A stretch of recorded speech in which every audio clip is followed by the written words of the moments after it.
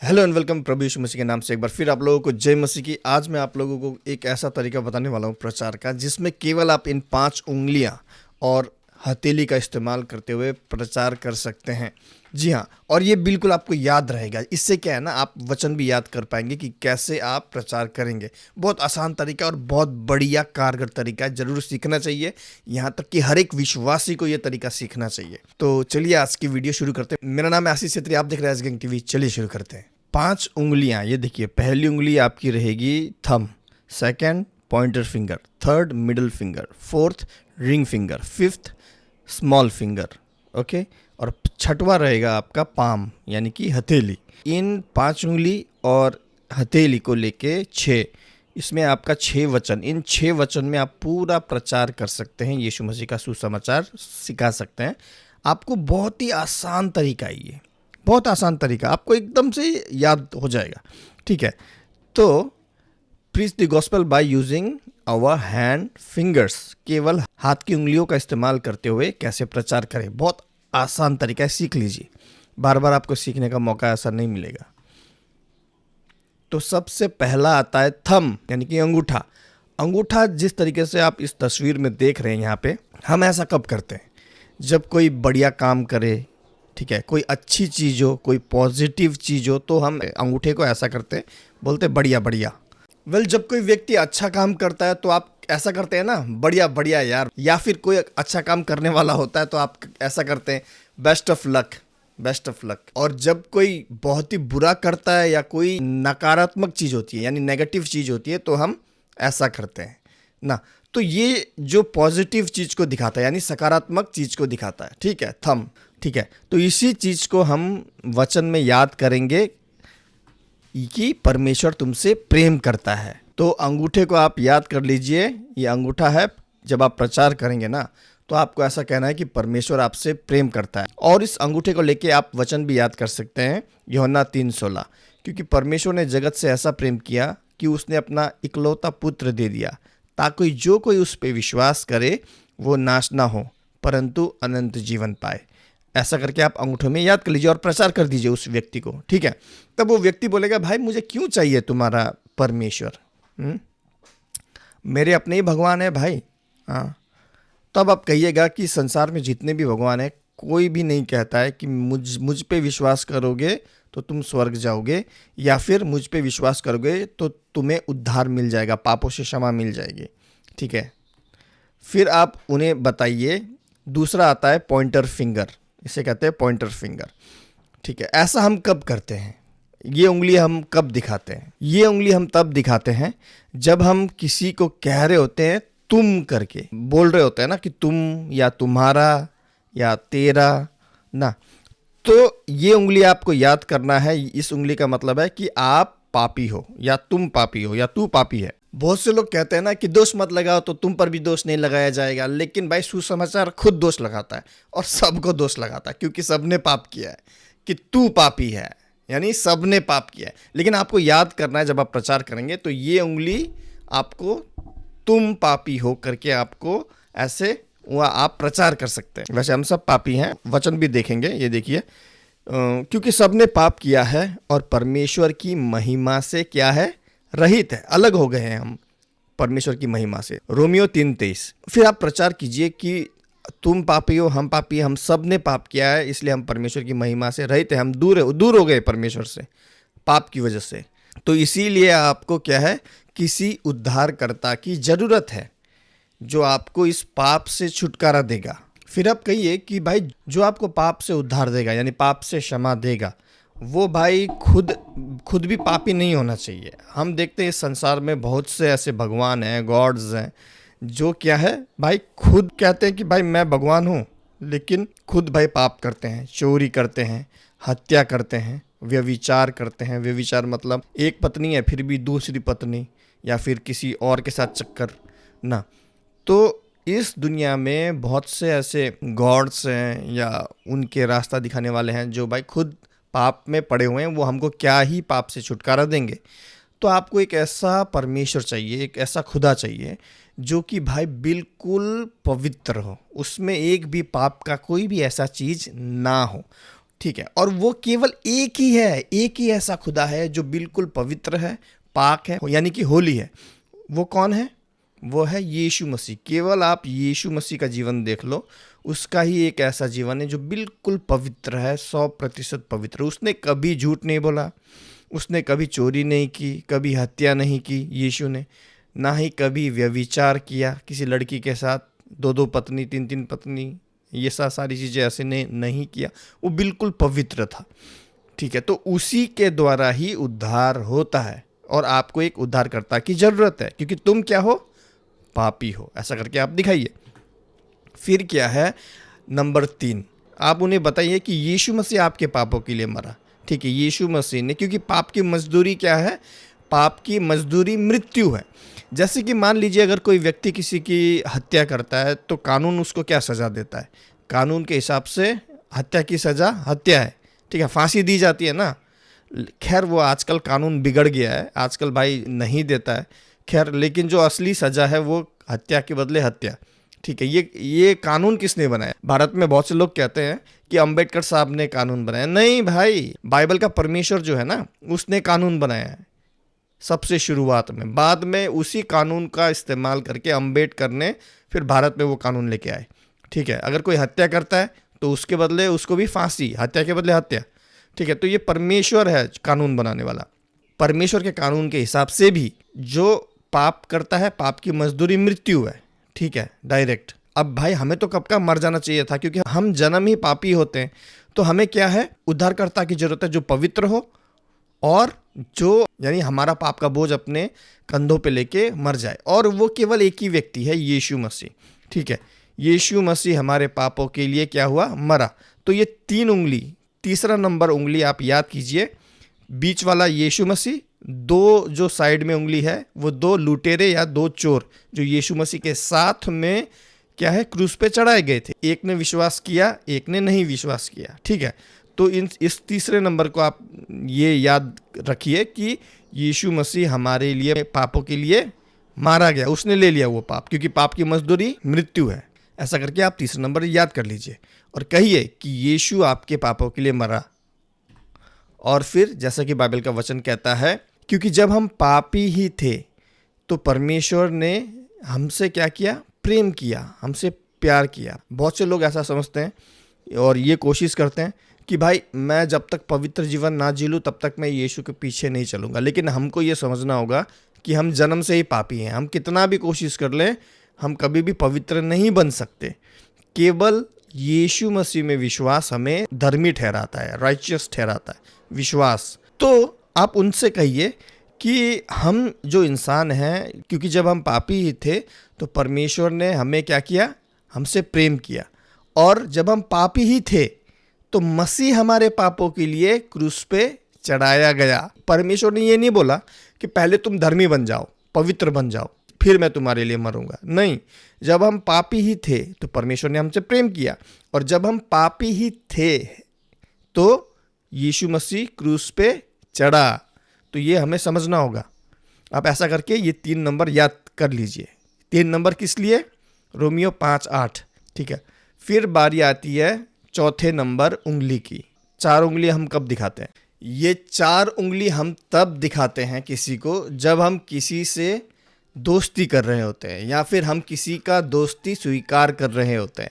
हम ऐसा 4 उंगली देते हैं ना, जब हम किसी से हाथ मिलाते हैं तो ऐसे करके, और वो व्यक्ति क्या है? इस 4 उंगली को पकड़ता है ऐसे, इस 5वीं उंगली को कभी नहीं पकड़ता। कोई ऐसे हाथ मिलाता है क्या? ऐसे करके ऐसे नहीं मिलाता ना, ऐसे हाथ मिलाता है, ऐसे ये 4 उंगली को पकड़ लेता है, ठीक है। यानी ये 4 उंगली दर्शाता है स्वीकार करने को। हम किसी की दोस्ती स्वीकार कर रहे हैं हाथ मिला के, 4 उंगली को आगे करके। और आप उनसे कहिए कि आपको अभी इस वक्त यीशु मसीह को अपना उद्धारकर्ता और मुक्तिदाता स्वीकार करने की बहुत ही ज़्यादा ज़रूरत है। ये वचन उनसे कह सकते हैं यूहन्ना 1:12, क्योंकि जितनों ने परमेश्वर के पुत्र को स्वीकार किया, यानी यीशु मसीह को स्वीकार किया, परमेश्वर ने उन्हें परमेश्वर की संतान होने का अधिकार दिया। उन सबको जो उसके नाम पे विश्वास करते हैं, यानी यीशु मसीह के नाम पे। आप उनसे कहिए कि जब आप यीशु मसीह को स्वीकार करेंगे तो क्या होगा?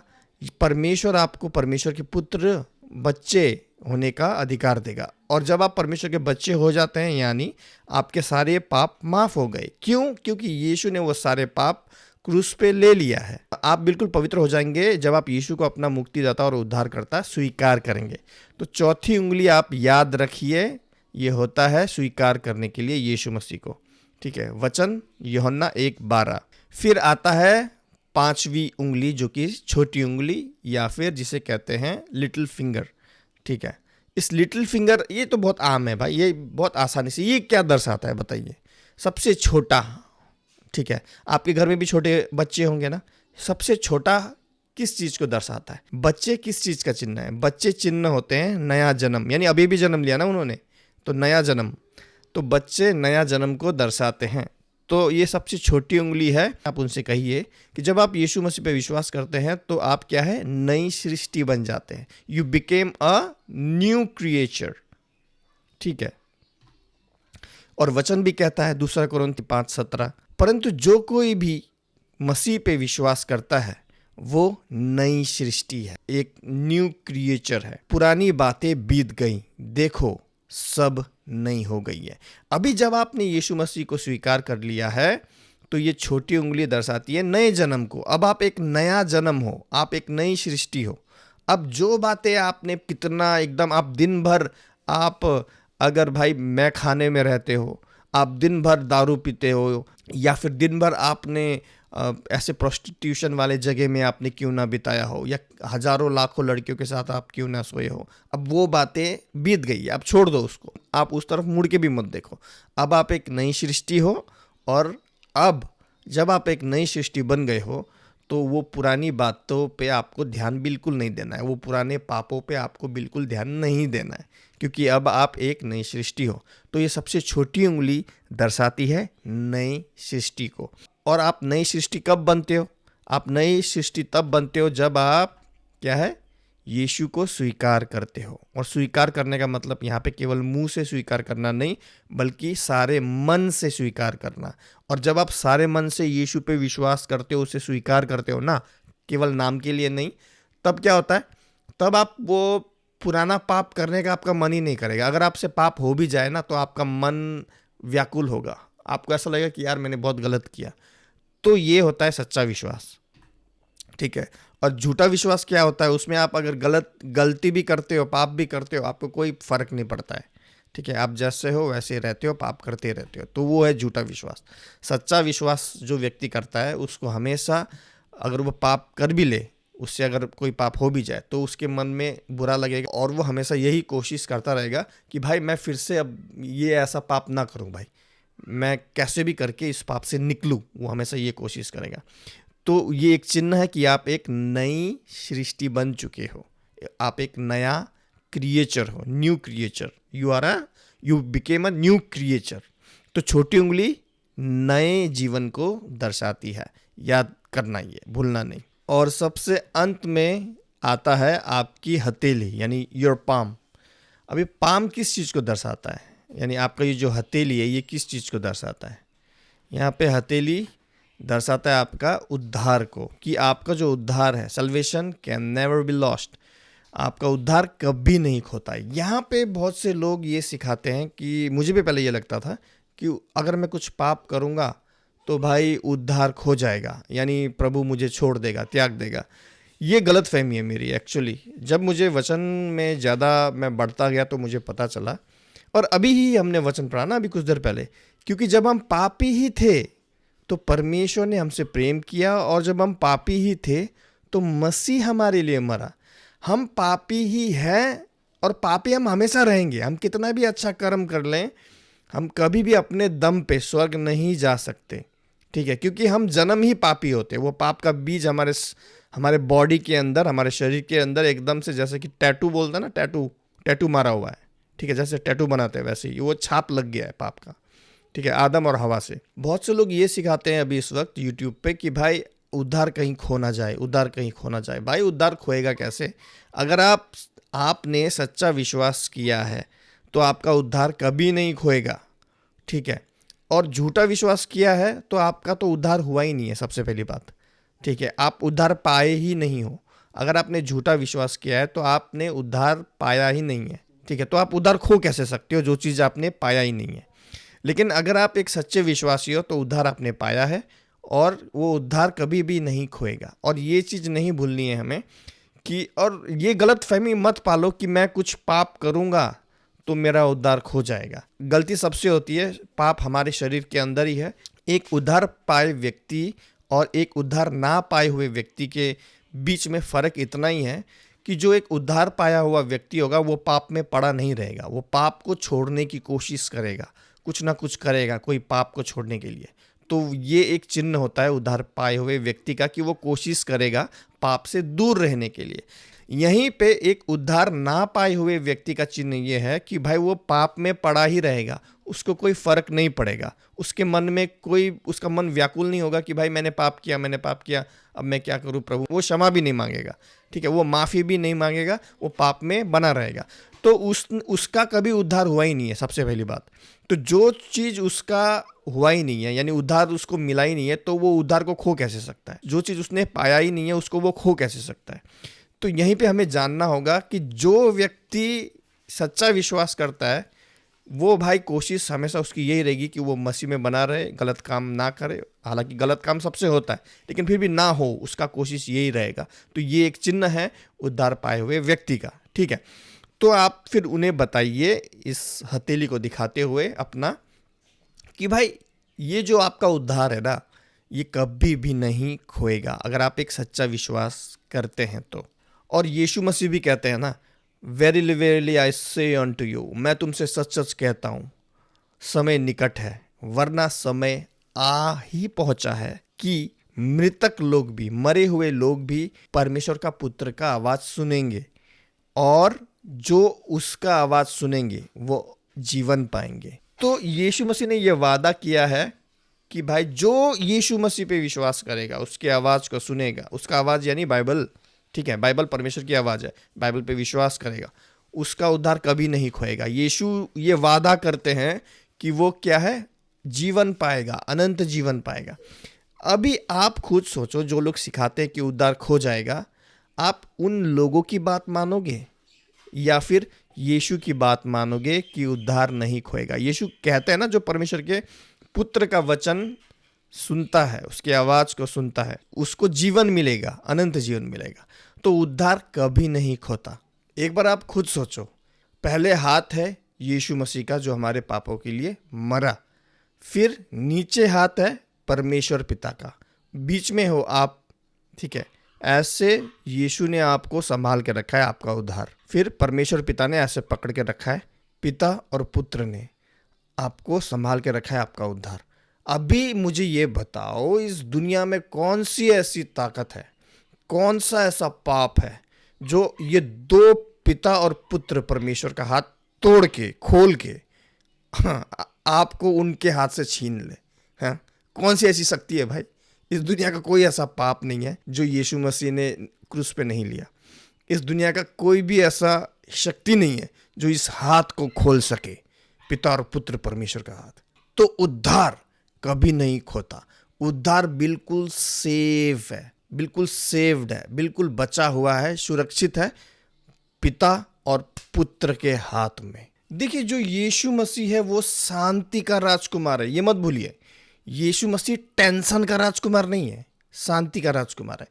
जब आप कहते हैं कि जब आप यीशु मसीह में विश्वास करते हैं और आप ये मानते हैं कि उद्धार खो जाएगा, उद्धार खो जाएगा, उद्धार खो जाएगा, मैं क्या करूं, उद्धार खो जाएगा, अरे मैं कहीं ये गलती ना कर दूं, मैं कहीं वो ये ना कर दूं, मैं कहीं वो ना कर दूं, तो शांति बिल्कुल आपके अंदर नहीं रहती। और ये परमेश्वर की तरफ से नहीं है, अशांति शैतान की तरफ से है, आपके मन की अशांति।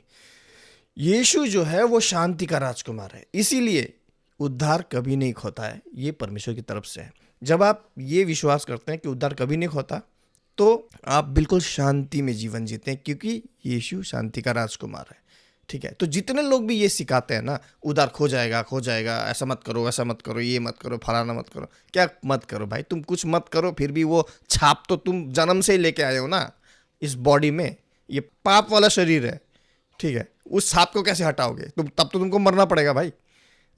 तो जितने लोग भी ये सिखाते उद्धार खो जाएगा, ये एक झूठी शिक्षा है, उद्धार कभी नहीं खोएगा। एक सच्चा विश्वास अगर आपने किया है तो उद्धार हमेशा यीशु और परमेश्वर पिता के हाथ में ऐसा है, और दुनिया की कोई ताकत नहीं है जो इस हाथ को खोल के छीन ले आपका उद्धार। समझे? तो अंतिम में हम आ गए हैं 1 2 3 4 और 5 और 6 हथेली। तो कैसे हम अपने उंगलियों का इस्तेमाल करके हम प्रचार कर सकते हैं? अंगूठा क्या था? याद है कि परमेश्वर आपसे प्रेम करता है। और पॉइंटर फिंगर क्या था? पॉइंटर फिंगर था कि तुम पापी हो, हम सब पापी हैं, क्योंकि हम सब ने पाप किया है और परमेश्वर की महिमा से रहित है। रोमियो 3:23। फिर तीसरा वचन कि परमेश्वर हमारे पापों के लिए मारा गया, गाड़ा गया। और ये 2 उंगली क्या है? ये 2 उंगली है 2 चोर जो यीशु मसीह के साथ क्रूस पे गाड़े गए थे। फिर ये 4 उंगली क्या है? यूहन्ना 1:12। परंतु जितनों ने उसे ग्रहण किया, यानी यीशु को ग्रहण किया, उसने उन्हें परमेश्वर की संतान होने का अधिकार दिया, अर्थात उन्हें जो उसके नाम पर, यानी यीशु के नाम पर विश्वास रखते हैं। ठीक है। और छठवां क्या था? छठवां है उद्धार आपका कभी नहीं खोता, यूहन्ना 5:12 और यूहन्ना 10:28 वचन। तो ये इस तरीके से आप हर एक उंगली पे एक एक वचन, यूहन्ना 3:16 अंगूठा, पॉइंटर फिंगर रोमन 3:23, और ये 3 उंगली रोमियो 5:8, ये ऐसे करके याद कर लीजिए, जो कि आपको प्रचार करने में मदद करेगा और आप परमेश्वर के लिए आत्मा जीत सकते हैं। अगर आप खुद को एक मसीह कहते हैं तो आपको ये नॉर्मल जो प्रचार है वो आना बहुत ज़रूरी है, वरना यीशु मसीह आपसे पूछेगा ना जब आप जाएंगे ना, तो क्या क्या तूने मेरे लिए मैंने तुझे सिक्के दिए थे। वो सिक्कों का दृष्टांत पैराबल याद है ना आपको, कि एक को 10 सिक्के, एक को कितने सिक्के, कितने कितने करके, और लास्ट में एक व्यक्ति को 1 सिक्का दिया। ठीक है। जिसको 1 सिक्का दिया था उसने क्या किया? उस सिक्के का कुछ नहीं किया, यानी उसको उद्धार दिया गया था बांटने के लिए। उसने क्या किया? उसको जमीन में गाड़ा। और फिर वही 1 सिक्का, उस 1 सिक्के का एक ही भाई, जिसने 10 सिक्कों का 10 सिक्के कमाया, परमेश्वर ने उसे क्या किया? उसे और भी चीज़ों का अधिकार दिया। तो वैसे ही अगर आपने एक भी आत्मा यीशु मसीह के लिए नहीं जीता है, अगर एक ही आत्मा जीता है तो भाई क्या फ़ायदा? कम से कम भाई 10-15 आत्मा और जीतो। और ये जो 5 जो उंगलियों में आप प्रचार कर सकते हैं, ये जो तरीका मैंने सिखाया, ये आपके लिए एक हथियार का काम करेगा लोगों को सुसमाचार सुनाने के लिए। थंब का मतलब यीशु आपसे प्रेम करता है। इस उंगली का मतलब कि तू पापी है, तुझे एक उद्धारकर्ता की जरूरत है। यीशु हमारे पापों के लिए मारा गया, और ये 2 चोर जो उसके साथ थे। और ये 4 उंगली का मतलब कि भाई तुम्हें स्वीकार करने की जरूरत है जो तुम्हारे पापों के लिए मारा गया। और छोटी उंगली का मतलब जब आप यीशु मसीह में विश्वास करते हैं, स्वीकार करते हैं, तो आप एक नई सृष्टि बन जाते हैं। तो ये ऐसे करके आप प्रचार कीजिए। तो कमेंट्स में जरूर बताइएगा कि क्या आपको इस विषय में मालूम था कि कैसे आप 5 उंगलियों से प्रचार कर सकते हैं। अगर ये वीडियो अच्छा लगा है लाइक जरूर कीजिएगा, कमेंट्स में अपने विचार जरूर रखिएगा कि पता था कि नहीं आपको इस विषय में। अगर हमें सपोर्ट करना चाहते हैं तो स्क्रीन पे दी गई QR कोड को स्कैन करें, हमें सपोर्ट करें। मिलते अगले वीडियो में, प्रभु यीशु मसीह आप सबको आशीष करें। तब तक के लिए जय मसीह की।